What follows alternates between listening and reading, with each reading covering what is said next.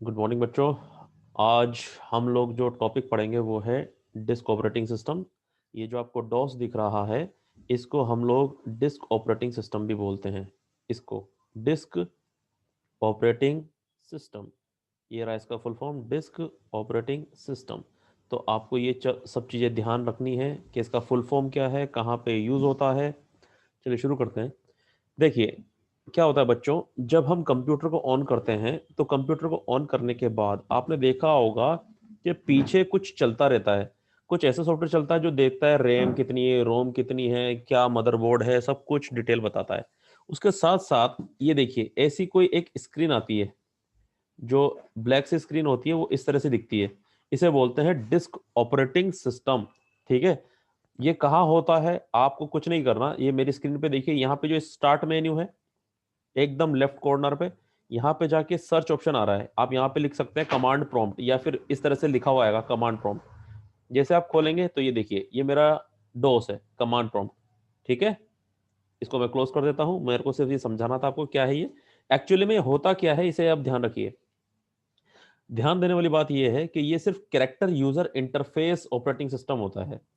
Character user interface, इस शब्द को पकड़ना। कैरेक्टर मतलब क्या होते हैं, ऐसे शब्द जिन शब्दों को आप लिख सको कीबोर्ड के द्वारा, वो हो गया कैरेक्टर। यूजर क्या होता है, यूजर वो होते हैं जो कंप्यूटर को यूज करते हैं, जो कंप्यूटर में बैठ के अपना काम करते हैं। वो कोई भी हो सकता है, जैसे आप लोग अभी अपना काम कर रहे हैं मोबाइल या कंप्यूटर में बैठे बैठे, तो आप सभी लोग यूजर हैं, इंक्लूडिंग मी, मैं भी यूजर हूं। जो कंप्यूटर में बैठ जाता है ना, वो सब यूजर कहलाते हैं। तो दैट मीन्स ये क्या हुआ, ये हो गया कैरेक्टर यूजर। ये हो जाएगा, एक मिनट, ये हो जाएगा character user interface operating system. यानी कि ऐसा ऑपरेटिंग सिस्टम मैंने आपको पहले बता ही दिया था, फिर बता देता हूं। ऑपरेटिंग सिस्टम होता है सिस्टम सॉफ्टवेयर। ठीक है, यानी ऐसा ऑपरेटिंग सिस्टम जो कि कैरेक्टर और यूजर के बीच में इंटरफेस प्रोवाइड करे। इंटरफेस मतलब उनके बीच में एक रिलेशनशिप मेंटेन करे। कौन सा, कि जैसा भी मैं बैठा हुआ हूं आपको पढ़ा रहा हूं कंप्यूटर में बैठ के, इसका मतलब ये हो गया कि मैं इस कंप्यूटर के द्वारा ही तुम्हें पढ़ा सकता हूं। यानी कि अभी ऑनलाइन जो हम पढ़ रहे हैं कंप्यूटर के अलावा मैं किसी और चीज से पढ़ा ही नहीं सकता आपको। या तो मैं ज्यादा से ज्यादा मोबाइल से पढ़ाऊंगा, तो मोबाइल भी क्या कंप्यूटर ही तो है, क्योंकि वो पाम टॉप है। तो मैं आशा करता हूं ये आपको कैरेक्टर यूजर इंटरफेस समझ में आ गया होगा। अब इसकी खास बात यह है, जो लगातार अपनी कुछ विशेषताओं के साथ यूजर को नई सुविधा उपलब्ध कराता है। अब माइक्रोसॉफ्ट जो था, माइक्रोसॉफ्ट मतलब कंपनी का नाम है, ये इसका खुद का बनाया हुआ ऑपरेटिंग सिस्टम है। मैं बता दूं माइक्रोसॉफ्ट का बनाया हुआ ऑपरेटिंग सिस्टम है, ये ध्यान रखिएगा आप लोग। जब ये 1984 में बनाया गया था, बहुत से लोग आप में से कोई भी पैदा नहीं हुआ होगा 1984 में, इवन मैं भी नहीं हुआ था। तो उस टाइम पे 80286 माइक्रो प्रोसेसर के द्वारा MS dose number 3.0 and MS dose number 4.0, ये इनका वर्जन का नाम है। जैसे गेम खेलते हैं ना बच्चे, तो उन गेम्स के कहीं ना कहीं वर्जन होते हैं। जैसे विंडो एंड्रॉयड को देख लीजिए आप, आपके पास जो एंड्रॉयड है, जैसे अभी कौन सा चल रहा है आपको पता होना चाहिए, नोगट चल रहा है, चल रहा है ना, या ओरियो चल रहा है, शायद ओरियो चल रहा होगा अभी। ठीक है, MNO, ओरियो चल रहा है।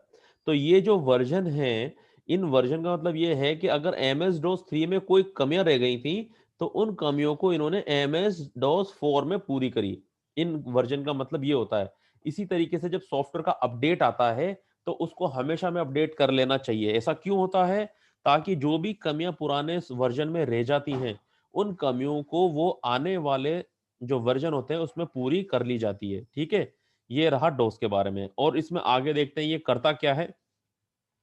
माइक्रोसॉफ्ट के इस ऑपरेटिंग सिस्टम को डिस्क ऑपरेटिंग सिस्टम भी कहते हैं। इसका फुल फॉर्म मैंने आपको बता ही दिया, DOS का फुल फॉर्म होता है डिस्क ऑपरेटिंग सिस्टम। अभी एक एक चीज पढ़ेंगे क्या होता है आगे। कहा गया, क्योंकि इसे क्यों कहा गया डिस्क ऑपरेटिंग सिस्टम, क्योंकि यह एक अधिकतर डिस्क से संबंधित इनपुट आउटपुट कार्य करते थे। डिस्क मतलब क्या होता है बच्चों, जो आप लोगों ने शायद पहले देखी होगी, वो सीडी नहीं देखी, सीडी, उसे कहते हैं कॉम्पैक्ट डिस्क। ऐसे फ्लॉपी डिस्क आती थी, जो मैंने आप लोगों को दिखाई थी फ्लॉपी डिस्क। तो ये उससे रिलेटेड ही काम करता था, उनसे इनपुट लेना और उस पर आउटपुट देना। MS डोस एक ऑपरेटिंग सिस्टम यूजर और हार्डवेयर के बीच मध्यस्थता का कार्य करता था। आपको ये चीज ध्यान रखनी है, एमएस डोस एक यूजर मतलब आप, और एक हार्डवेयर, मतलब आपका कंप्यूटर, उनके बीच में मध्यस्थता का कार्य करता था। ठीक है, अब मध्यस्थता मतलब समझो क्या होता है। मान लीजिए किसी अ, भाई साहब को या किसी बंदे को कोई घर खरीदना है, तो आप ऐसे डायरेक्ट तो घर खरीद नहीं सकते, तो आप लोग क्या करते हो, आपने एक शब्द सुना होगा प्रॉपर्टी डीलर। तो ये प्रॉपर्टी डीलर क्या करता है, मध्यस्थता ही तो करता है। वो ये करता है कि आप लोगों को, क्योंकि वो एक्सपर्ट होता है घर दिलाने में, समझने में, तो वो आपसे बात करता है कि ठीक है आपको कितना बड़ा घर चाहिए, 20 बाय 40, 30 बाय 40, 30 बाय 50, कौन किस साइज का घर चाहिए। तो आपको घर बता देता है उससे रिकॉर्डिंग, उसके अकॉर्डिंग के कहाँ कहाँ पे घर उपलब्ध हैं। अगर आप कोर्ट में जाते हो, कोर्ट में कुछ काम है, कोई केस पड़ रहा है, तो वहां पे एक्सपर्ट कौन है, वकील। तो वकील क्या करता है, वो मध्यस्थता करता है, यानी केस आपकी लड़ने की जगह, यानी आप केस नहीं लड़ते, वो लड़ेगा। क्यों? क्योंकि उसको उसकी डेप्थ नॉलेज है, इन डेप्थ नॉलेज है, तो वो आपका केस लड़ता है। तो ये होता है मध्यस्थता, यानी आपके और किसी फंक्शन के बीच में कोई एक ऐसा बंदा है जो एक्सपर्ट होता है। सिमिलरली यहाँ पे यूजर और हार्डवेयर हो गया कंप्यूटर, तो उनके बीच में एक ऐसा सॉफ्टवेयर आ रहा है जिसको बोलते हैं हम डोस। और वो क्या काम कर रहा है, वो डिस्क से रिलेटेड काम कर रहा है। डिस्क कौन सी, फ्लॉपी डिस्क, जो मैं आपको दिखा चुका था, 5.25 इंच की और 3.5 इंच की। ठीक है, अब ऑपरेटिंग सिस्टम कंप्यूटर में हार्डवेयर और सॉफ्टवेयर को कंट्रोल ही नहीं करता, उनके बीच परस्पर संबंध स्थापित करता है। ठीक है, यानी कि मतलब क्या हो गया कि देखिए अभी मैं आपको दिखा रहा हूं कंप्यूटर में ब्राउजर को यूज करके। तो ब्राउजर क्या है, एक सॉफ्टवेयर ही तो है एक तरीके से। ऐसा सॉफ्टवेयर है जो मैं अपने जो कंप्यूटर के अंदर डेटा है इसको शेयर कर पा रहा हूं आपको। सिमिलरली मैं सर्वर से भी कंट्रोल कर पा रहा हूं। तो ये हो गया सॉफ्टवेयर। और हार्डवेयर क्या हो गया, आपके हाथ में माउस है,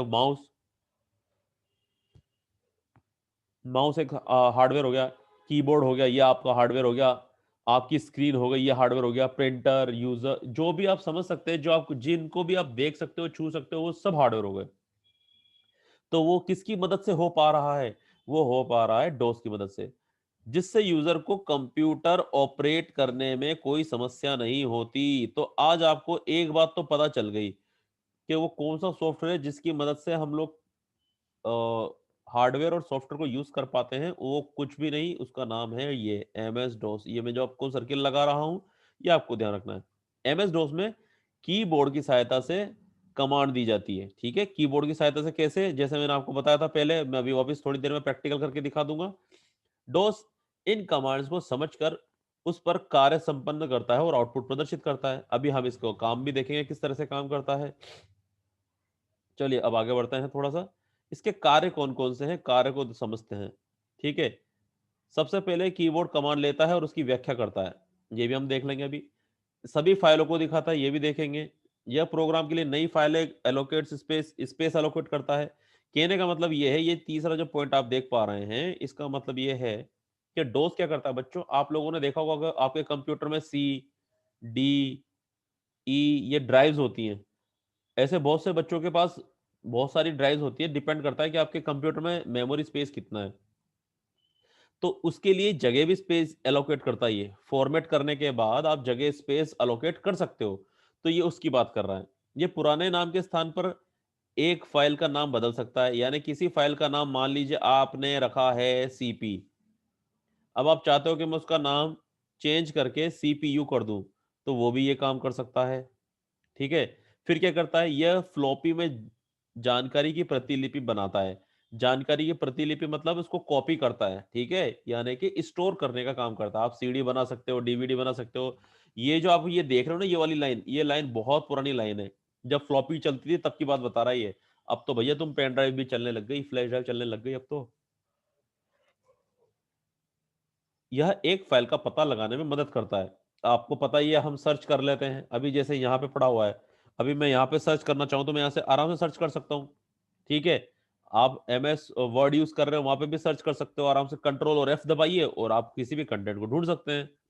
यह खोजकर्ताओं को बताता है कि फाइल डिस्क में कहाँ स्थित है, वही control F, CTRL plus F दबाते थे तो अपना फाइंड वाला ऑप्शन निकल जाता था। उसका यही काम है कि कहाँ पे कौन सा कंटेंट पड़ा है वो ढूंढ के निकाल लेता था।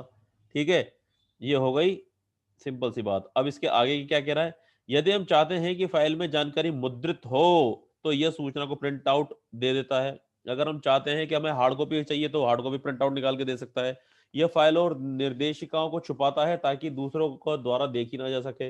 ये इंपॉर्टेंट फाइल को छुपा भी सकता है अगर आप चाहो तो। और एक और लास्ट चीज है इसकी, यह फाइलों को स्थायी रूप से हटा देता है। अगर आप इसको शिफ्ट और डिलीट की दबा दोगे तो परमानेंट डिलीट कर देगा। अब इसके फीचर्स देख लेते हैं। इसके फीचर्स क्या क्या है? यह फाइल प्रबंधन को बेहतर बनाने में सहायक है। यह फाइल बनाना, संपादित करना और हटाना आदि जानता है।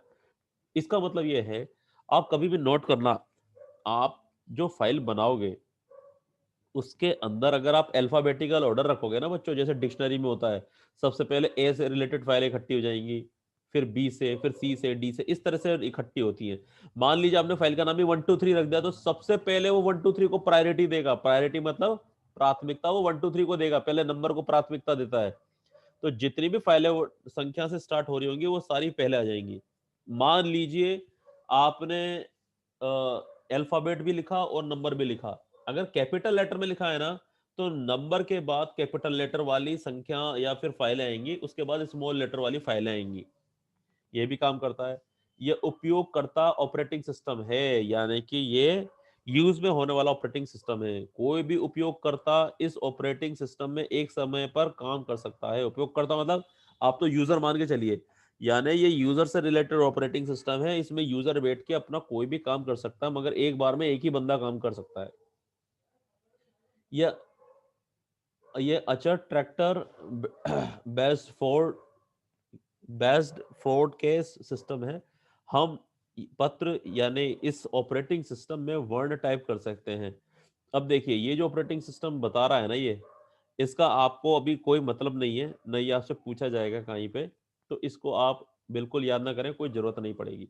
जो इंपॉर्टेंट चीज है वो ये है, जो नेक्स्ट पॉइंट में बताने जा रहा हूं, वो है एमएस डोस 16 बिट ऑपरेटिंग सिस्टम है। अब मैं आपको पहले बता चुका हूं कि 16 बिट का मतलब क्या होता है, तो मैं फिर से यहाँ पे बताता हूँ। देखिए 16 बिट मतलब होता है ये। अब देखिए 16 बिट हो रहे हैं कि नहीं हो रहे हैं? 1 2 3 4 5 6 7 8 9 10 11 12 13 14 15 और 16। ये देखिए, ये 16 बिट हो गया। इसे बोलते हैं 16 बिट। ठीक है, वो कुछ भी हो सकते हैं। मतलब डिजिट की बेटा बात करेंगे ना हम लोग, जब भी बिट की बात करेंगे तो आपको ये बात समझ में आ जानी चाहिए कि हम लोग किस चीज की बात कर रहे हैं। ठीक है, समझ में आ गई बच्चों? यहाँ पे जो बिट की बात कर रहे हैं हम लोग, यहाँ पे एक मिनट बच्चों,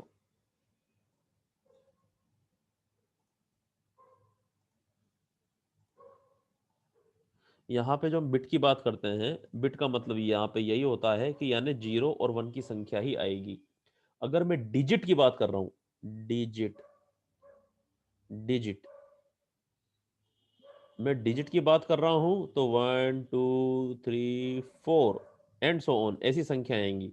अगर मैं बिट की बात कर रहा हूं, बिट की बात, तो ये आपको समझ में आना चाहिए कि बिट का मतलब हो गया सर, या तो 0 यूज करेंगे या 1 यूज करेंगे, यानी 0 और 1 से लिखी हुई संख्या ही आएंगी। ये होता है बिट में। और नॉर्मल संख्याएं जो होंगी वो डिजिट में आएंगी। ये आपको ध्यान रखना है। एमएस डोस 16 बिट ऑपरेटिंग सिस्टम है। डोस सरल टेक्स्ट कमांड ऑपरेटिंग सिस्टम है। ये ग्राफिकल इंटरफेस का समर्थन नहीं करता। अब आप देखो ग्राफिकल, यहाँ पे इसने एक वर्ड यूज किया है, ग्राफिकल। ग्राफिकल मतलब ये है, ये कलर को शो नहीं करता। देखो यहाँ मैं रेड कलर यूज कर पा रहा हूँ, माउस यूज कर पा रहा हूँ। और अगर आप जब वहां पे डोस पे देख रहे थे तो वहां पे बिल्कुल ब्लैक एंड व्हाइट चीजें चलती हैं, समझ में आई? तो वहां पे आप कलर यूज नहीं कर सकते ना, उसमें होता है। डॉस टेक्स्ट आधारित इंटरफेस का उपयोग करता है, यानी कि इसमें सिर्फ टेक्स्ट यूज होते हैं और कोई डायग्राम, कोई फोटो, कुछ भी नहीं आता। इसे संचालित करने के लिए टेक्स्ट और कोड की आवश्यकता होती है। डॉस में इनपुट बेसिक सिस्टम कमांड्स के माध्यम से होती है, अर्थात इसे संचालित करने के लिए माउस का उपयोग नहीं किया जा सकता। ये बहुत इंपॉर्टेंट चीज है, इसमें माउस कभी यूज नहीं हो सकता। ठीक है, क्यों? क्योंकि बेसिक कमांड, ये लिखा इनपुट बेसिक कमांड सिस्टम के माध्यम से काम होता है, यानी इसमें इनपुट सिर्फ और सिर्फ कीबोर्ड के द्वारा लिया जाता है। डोस इस बात का बहुविकल्पीय समर्थन नहीं करता कि इसमें रैम में एक बार केवल एक ही प्रक्रिया हो सकती है। ये इसमें ये भी नहीं होता कि रैम एक बार में यूज हो, यानी कि रैम कितनी बार भी यूज हो सकती है, इस पे कोई फर्क नहीं पड़ता। उपलब्ध स्टोरेज स्पेस की उच्चतम मात्रा 2 GB, यानी कि आपके पास मैक्सिमम 2 GB तक ये चल सकता है, इससे कम पे नहीं। ठीक है, ये रहा सिंपल सी बातें जो मैंने आपको आज बताई। ठीक है, अब